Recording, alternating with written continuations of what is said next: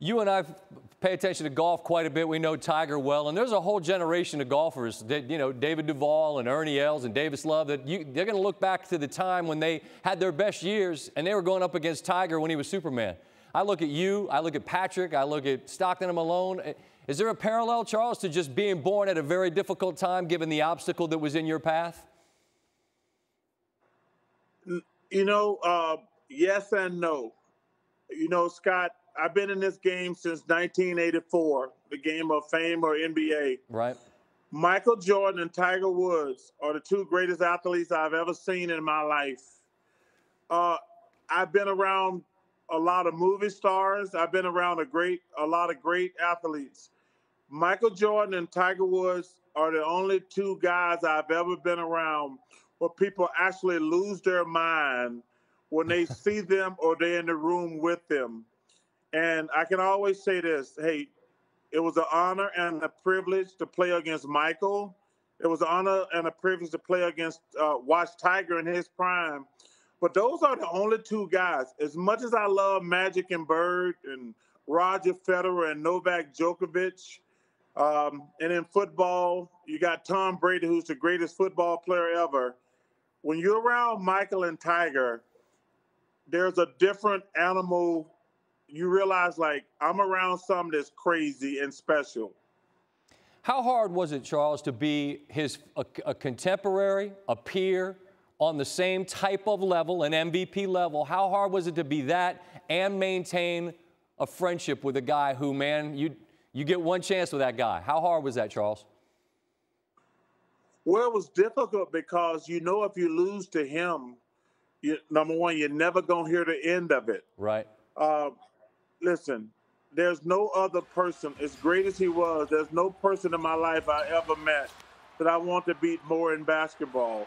Because when you lose to him, you got to hear about it every day for the rest of your life. And yet you guys maintained this really close bond for so long, and then, you know, you make some comments about him as an executive, and then it seems like he still is, like, he'll never let go of being that grudge holder. I don't know him like you do. I mean, I don't know him at all. I just wonder, like, why has he got to hold every grudge so personal? I don't get that. Well, I think that's what made him the GOAT. Yeah. He takes everything personally. It was an honor and a privilege to compete against him. Like I say, no disrespect to Kobe Bryant, Kareem Abdul-Jabbar, LeBron James, Bill Russell, Wilt Chamberlain. The best I've ever seen in my life is Michael Jordan. And it was an honor and a privilege to play against him. He's the best I've ever seen. Him and Tiger Woods. I don't want to leave Tiger out. Those two guys are the best I've ever seen at what they do. Understood. I want to close with one last thing, and it's totally unrelated to this part of the conversation, but it was related to what was in the episode tonight, and it's about gambling. And Michael said, I don't have a gambling problem, I have a competitiveness problem. I've heard legendary stories about, and Magic talks about, like, if you're playing cards with him, if he's losing, he's going to play until he wins, or he's going to try to anyway. Give me your best sort of anecdote, a story you could tell or share that kind of gives us a glimpse into that side of him. Hey, Scott, I got to tell you something funny. So every night, not one night, not 2 nights, not 10 nights, me, Magic, Scotty, and Magic play cards every single night.